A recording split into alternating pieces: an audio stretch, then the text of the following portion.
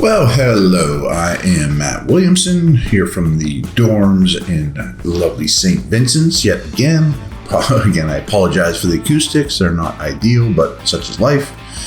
I am recording this Thursday morning. They have 6 practices in the books, including 2 padded practices.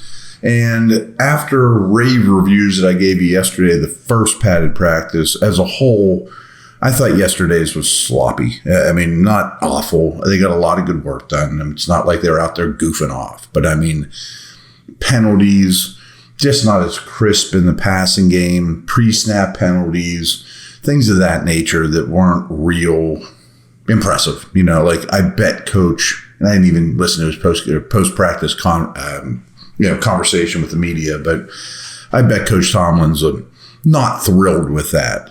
It's also not to be totally unexpected, too. You know, they were so high on Tuesday after a long break, long weekend, basically.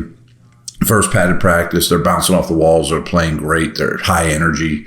A letdown, because they're human, is somewhat to be expected, I guess, but it wasn't great. So overall, I'm going to talk about a handful of different things, that are going on with the team. I'm not concerned with it as we sit here Thursday morning, but DeMarvin Leal did leave with an ankle yesterday. He's looking good when he's out there, but he's had a couple heat-related things early on and now the ankle. So he's basically, I'm guessing, been on the field for about half of the practices so far through 6. So that's not ideal. It's not the end of the world, but I don't think it's super serious. But just wanted to keep you guys in the loop on that. He does look good when he's out there, though. Sticking with the defense, still no Minka. KZ is still banged up. I think he will be for a couple weeks probably. I don't know if we'll see him in the preseason at all. But the starting 2 safeties are Neal and Kenny Robinson, who is a name I didn't know before I got here, but I do now. He's showing up practice and practice again, and the homework I did on him is interesting. He's highly recruited kid. He's very talented. I mean, he moves well. He stood out in that regard before even he had the opportunity to run with the ones. He is a good athlete. He's fluid. He's explosive. But he got booted from 2 colleges, including WVU, and hard to trust. Let's put it that way. Has some special team capabilities, but again, people think special teams is just run down with your hair on fire. You need to be trustworthy, and that also applies to Mark Robinson, his second year. We're going to get that linebacker group here in a minute too. But Kenny Robinson's a name you need to know.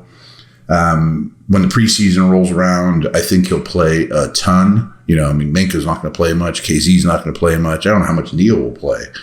But things set up well for him to seize this opportunity. If he's trustworthy and, isn't a goof off the field, he may have a chance. He's from Wilkinsburg, by the way, so he's a local dude. So keep an eye on Kenny Robinson. Now, this linebacker situation is getting interesting to me, too. Quan Alexander settling in. Holcomb's going to be the one, for a better term. I mean, he's going to be the green dot guy. He's looking better and better to me, particularly in coverage. I'm not saying he's great, but I do think he will be a staple player on the second level. Quan Alexander shows up. He is explosive. He's fast.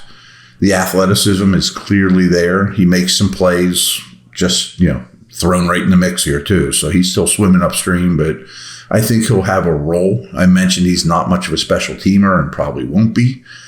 Landon Roberts is really good in certain roles. He's not terrible in coverage.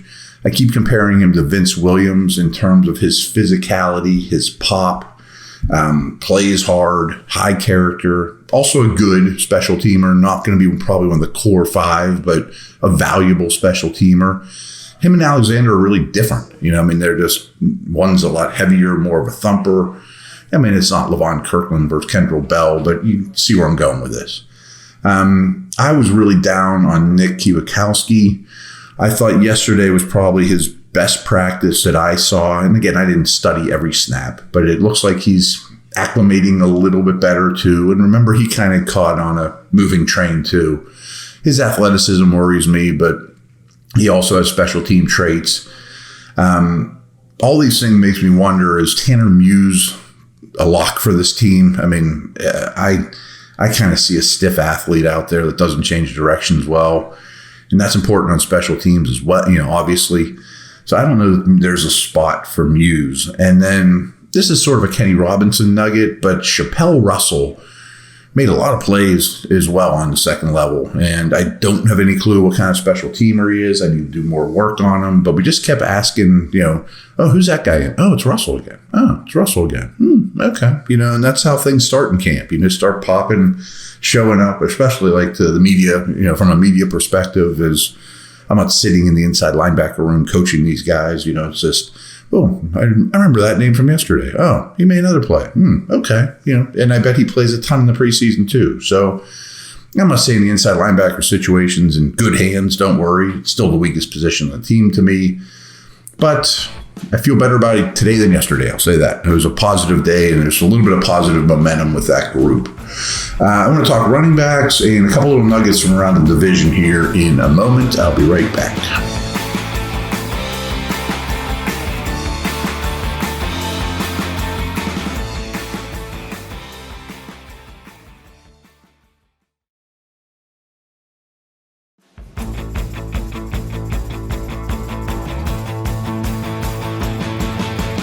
So I don't know how much you pay attention, but there is a lot of buzz about McFarland.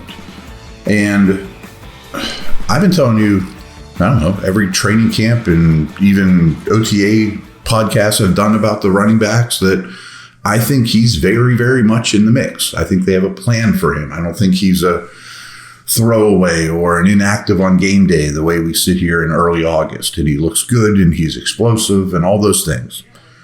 So yesterday they did a drill.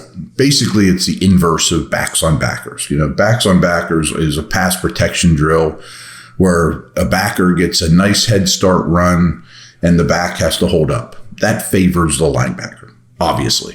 McFarland was fine in those. He was okay. That's not his specialty. I mean, in passing downs, he's going to go out more than he's going to protect.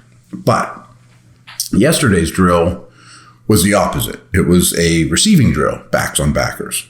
And boy, that's hard on the linebacker. I mean, they lined up at like the 40-yard line going into the end zone, and there's two people on the field. So you have to defend the width of the field, 40 yards into the end zone, a linebacker on a back.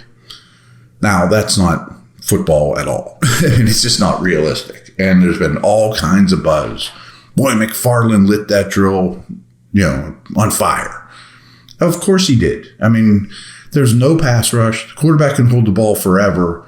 And the dude running a 4-4 is getting covered by linebackers that have to defend the whole field that aren't as athletic.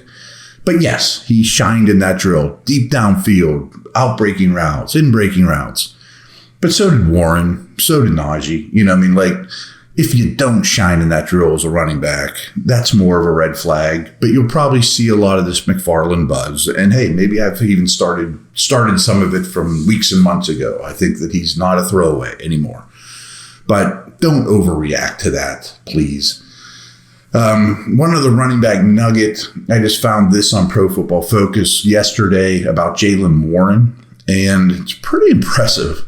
So he averaged, they have a avoided tackles per reception stat.